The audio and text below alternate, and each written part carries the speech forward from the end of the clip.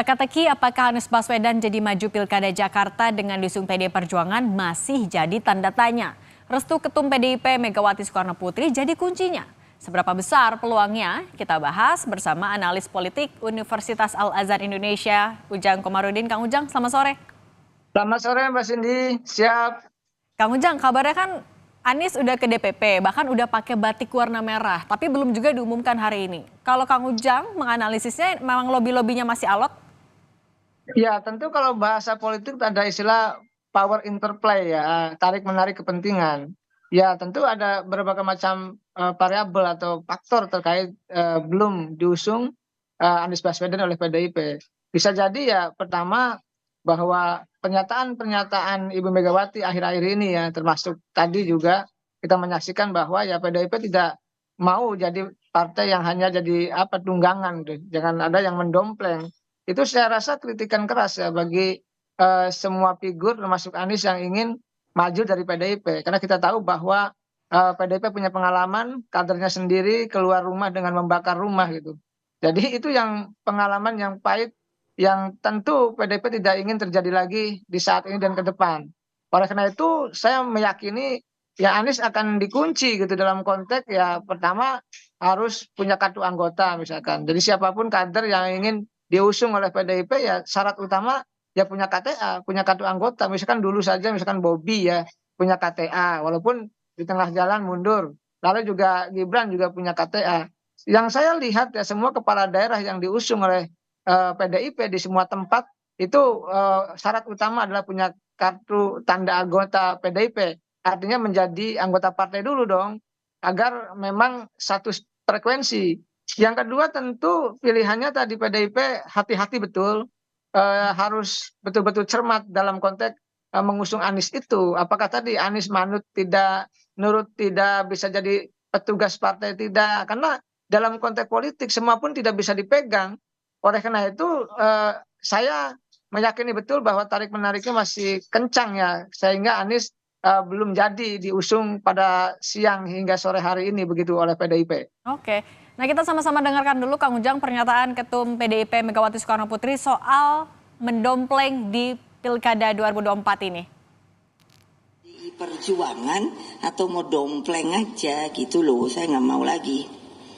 Ya kalau konsisten aja, kalau mau jadi masuk PDI Perjuangan ya jadi dengan namanya lahir batin tuh ya rohnya roh PDI Perjuangan.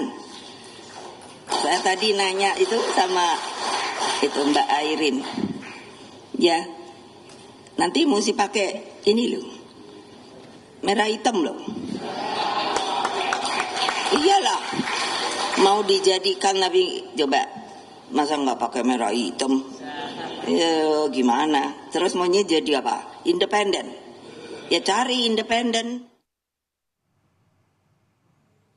Nah Kang, berarti pernyataan Bu Mega soal kalau nggak nurut out, kalau mau diusung PDIP ya ini jangan sampai cuma ngedompleng doang, ini fix diarahkan untuk Pak Anies.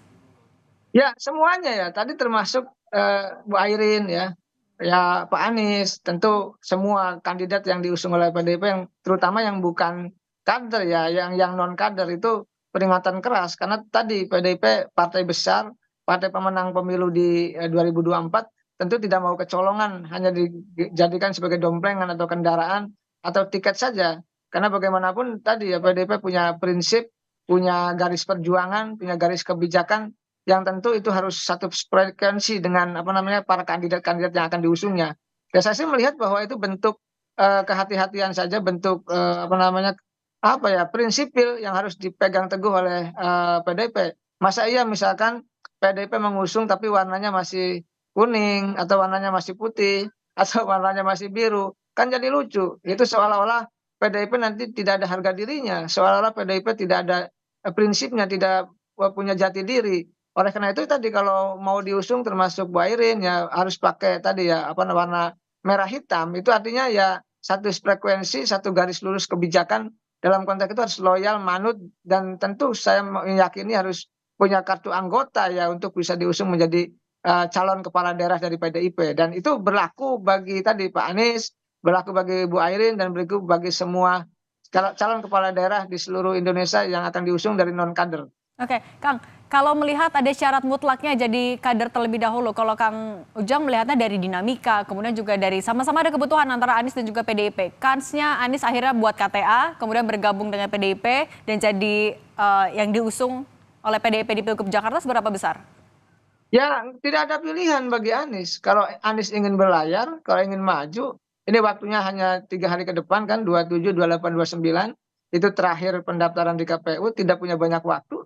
Ya pilihannya ya harus punya kartu anggota. Kalau tidak, saya yakin Ibu Megawati tidak akan merekomendasi kalau tidak punya kartu anggota. Kalau hanya sekedar misalkan teken tanda tangan, berkomitmen, lalu misalkan ya kerjasama politik misalkan ke depan kalau menang bersama Anies, saya yakin PDIP tidak akan memberi kalau tidak punya kartu anggota.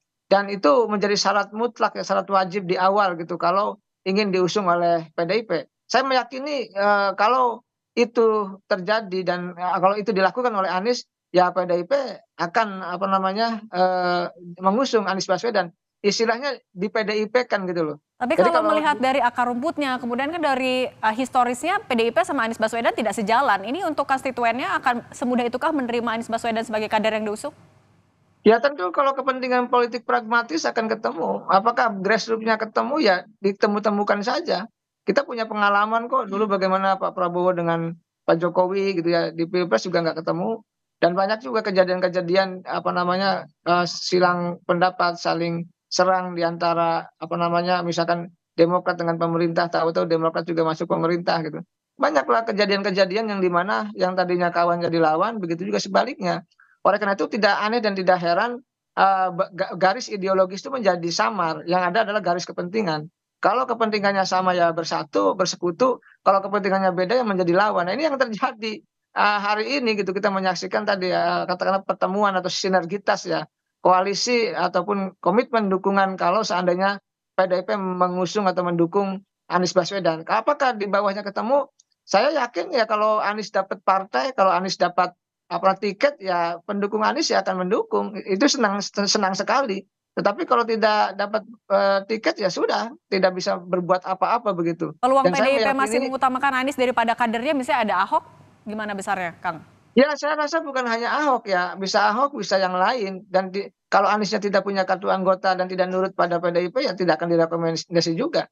Ini hari ini kenapa batal, kenapa tidak jadi, kenapa diundur gitu ya, karena tadi, Oke. karena komitmen, belum belum selesai komitmennya antara Anies dengan PDIP itu. Saya meyakini salah satu faktornya mungkin ya, yaitu soal tadi, mungkin Anies belum menerima untuk, apa namanya, membuat kartu anggota PDIP, bisa jadi gitu, sehingga tarik-menariknya menjadi kenceng.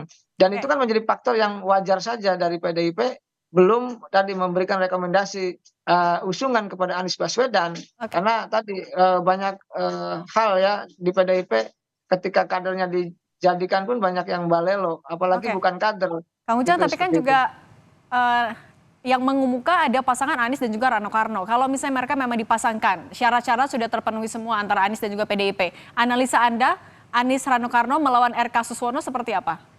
Ya saya sih mengatakan kuat ya, kan ada kekurangan dan kelebihan masing-masing, ya masih 50-50. Saya menganalisa masih 50%, 50%.